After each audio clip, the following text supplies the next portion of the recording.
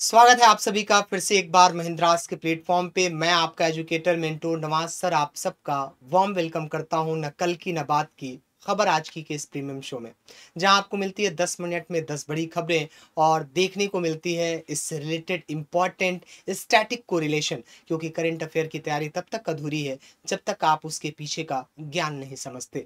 तो आप सबका फिर से एक बार वार्म वेलकम है आज के इस सेशन में। कुछ समय की देरी के बाद ये सेशन फिर से आपके लिए स्टार्ट हो रहा है। ये सेशन आपके लिए एक त्वरित रूप से अवेलेबल कराया जाता है ताकि आज के दिन भर की घटनाक्रम आपको तुरंत मिल जाए और इससे रिलेटेड और भी अदर करंट अफेयर्स और उस पर पोर्शंस के अलग अलग डायमेंशन पर डिस्कशन आपको डेली 7 AM पर सुबह की करंट अफेयर क्लास में देखने को मिलती है, जहां बीते दिन की सारी डिस्कशन की जाती है और उसकी शानदार एनालिसिस की जाती है। तो वो सेशन भी देखना मत भूलिए। चलिए स्टार्ट करते हैं आज का सेशन, जिसमें हम देखेंगे कि आज दिन भर की क्या घटनाएं रही हैं। बढ़ते हैं हम अपनी आज की न्यूज की तरफ। आज की पहली न्यूज है हमारी आपके आवड़ा और कैसल ने ओडिशा में लगभग 1500 TPD green ammonia plant establish करने के लिए सहयोग किया है।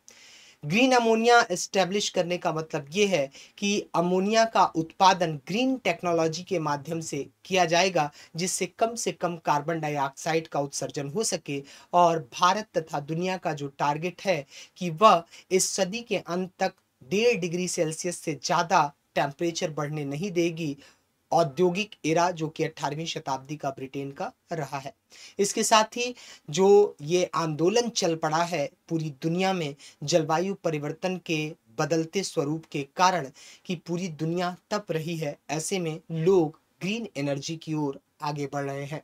हरित ऊर्जा की दिशा में एक महत्वपूर्ण कदम उठाते हुए इस अवाडा ग्रुप ने उड़ीसा में गोपालपुर उड़ीसा में लगभग 1500 टन प्रतिदिन ग्रीन अमोनिया को उत्पादित करने का संयंत्र स्थापित करने की घोषणा कर चुका है।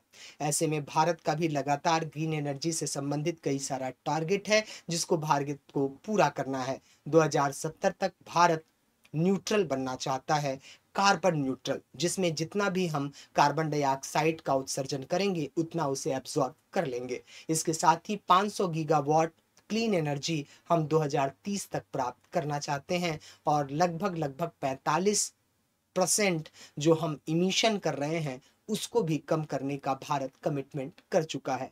COP21 जो कि हर साल होने वाले पर्यावरण से संबंधित जलवायु परिवर्तन सम्मेलन होते हैं, उसमें उसका 21 सम्मेलन 2015 में पेरिस में हुआ था और तभी पेरिस समझौते के तहत लोगों ने डिसाइड किया था कि इस सदी के अंत तक हम इस पृथ्वी का टेम्परेचर 1.5 डिग्री सेल्सियस से ज़्यादा बढ़ने नहीं देंगे।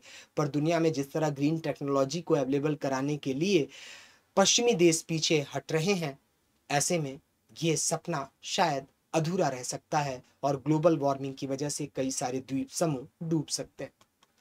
अगली न्यूज़ की तरफ आगे बढ़ते हैं। अगली न्यूज़ है हमारी आज की समान नागरिक संहिता से संबंधित। जैसा कि आप जानते हैं, पिछली बार आपने न्यूज़ में सुना था कि उत्तराखंड आज़ादी के बाद पहला ऐसा राज्य है जो भारत में समान नागरिक संहिता लागू कर रहा है। लेकिन क्या इस बार अब दूसरा भी राज्य आने वाला है? जी हाँ, गुजरात ने समान नागरिक संहिता पर अपनी एक कमेटी गठित कर दी है। गुजरात का भी मानना है कि समान नागरिक संहिता के तहत लोगों के भीतर और समाज के भीतर समानता लाई जा सकती है, चाहे विवाह का अधिकार हो या फिर बहुविवाह को रोकना हो या फिर अलग अलग ऐसे रीति रिवाजों को रोकना जिससे मानवाधिकार का उल्लंघन होता है, या फिर विशेषकर महिलाओं के पंजीकरण। इसके साथ ही तलाक के नियम और संपत्ति में मिलने वाले अधिकार का एकल स्वरूप दिया जाएगा कानूनी रूप से। समान नागरिक संहिता भारत के संविधान के पार्ट 4 में आर्टिकल 44 में डिस्क्राइब किया गया है, जिसमें संविधान भारत के राज्य सरकारों से या फिर केंद्र सरकार से उम्मीद करता है कि वह सभी के लिए एक यूनिफॉर्म सिविल कोड तैयार करेगी, जिस पर अलग अलग राज्यों ने कमेटियां भी बनाई हैं और कई बार कॉमन सिविल कोड को बनाने के लिए सुप्रीम कोर्ट भी रिकमेंडेशन कर चुका है। ऐसे में गुजरात सरकार ने हाल ही में एक महत्वपूर्ण कदम उठाते हुए राज्य के लिए समान नागरिक संहिता का मसौदा तैयार करने के लिए एक पैनल नियुक्त कर दिया है। गुजरात की राजधानी अहमदाबाद है और यह हमारे कांडला पोर्ट से जुड़ा हुआ है। कांडला पोर्ट यहाँ पर दीनदयाल पोर्ट के नाम से भी जाना जाता है। इसके साथ ही गुजरात में लोथल बंदरगाह भी बहुत फेमस है जो इंडस वैली सिविलाइजेशन से रिलेटेड है। अगली न्यूज़ की तरफ आगे बढ़ते हैं। अगली न्यूज़ है आपकी आज के इतिहास से संबंधित। आज के दिन का इतिहास क्या है? क्या 4 फरवरी 1922 आपको याद है? जी हाँ, याद होना चाहिए, लेकिन उससे पहले आज के दिन वर्ल्ड कैंसर डे भी मनाया जाता है। World cancer day united by unique, इसके द्वारा आज का ये जो थीम है यूनाइटेड बाय यूनिक के, ये अपने आप में एक अलग थीम है जिसमें सबको एक रहने, यूनिक रहने की बात की जा रही है। वर्ल्ड कैंसर डे आज ही के दिन सेलिब्रेट किया जाता है 4 फरवरी को, और अक्सर डे से रिलेटेड क्वेश्चन आपको एग्जामिनेशन में देखने को मिलते हैं, तो भूलिएगा मत आप लोग ये वर्ल्ड कैंसर डे जो कि 4 फरवरी को मनाया जाता है, और इसकी इस बार की थीम है यूनाइटेड बाय यूनिक। अगला आज का इतिहास है 4 फरवरी 1922 का इतिहास। जब 1920 में महात्मा गांधी ने खिलाफत मूवमेंट के बाद असहयोग आंदोलन स्टार्ट कर दिया था, तब उनका मानना था कि अगले 2 सालों में इस देश को स्वतंत्रता मिल जाएगी, लेकिन उनको तब एहसास हुआ जब 4 फरवरी 1922 को एक गुस्साई भीड़ ने चौरा चौरी गोरखपुर के एक क्षेत्र में पुलिस स्टेशन को घेर लेती है और कई पुलिसकर्मियों को जलाकर मार दिया जाता है। तब महात्मा गांधी को लगता है कि अहिंसा के पावर को सही तरीके से जनता ने नहीं समझा है, और महात्मा गांधी गिरफ्तार कर लिए जाते हैं और कहते हैं मुझसे पहाड़ों से बड़ी भूल हुई है। तो आज शहीद स्मारक चौरी चौरा में 4 फरवरी 1922 के इस चौरा चौरी कांड का दिवस मनाया जा रहा है। अगली न्यूज की तरफ आगे बढ़ते हैं। अगली न्यूज है हमारी जापान से संबंधित। जापान ने मिलीबिकी 6 उपग्रह प्रक्षेपित किया है। क्या है ये मिचिबिकी 6 उपग्रह? ये मेनली जिस तरह से हमारा नेविगेशन प्रणाली है और यूएसए का ग्लोबल पोजीशनिंग सिस्टम जिसको हम जीपीएस कहते हैं, उसी के तरह जापान भी अपना पोजीशन सिस्टम जो कि नेविगेशन सिस्टम, जिससे पृथ्वी के चारों एरिए से, चारों तरफ से अलग अलग देश अपने अपने देश के ऊपर कुछ सैटेलाइट्स को भेजकर पर्टिकुलर एरिया पर जीपीएस सिस्टम की तरह ही अपना सिस्टम स्टैब्लिश करके लोकेशन और नेविगेशन को बेहतर बनाने के लिए काम कर रहे हैं।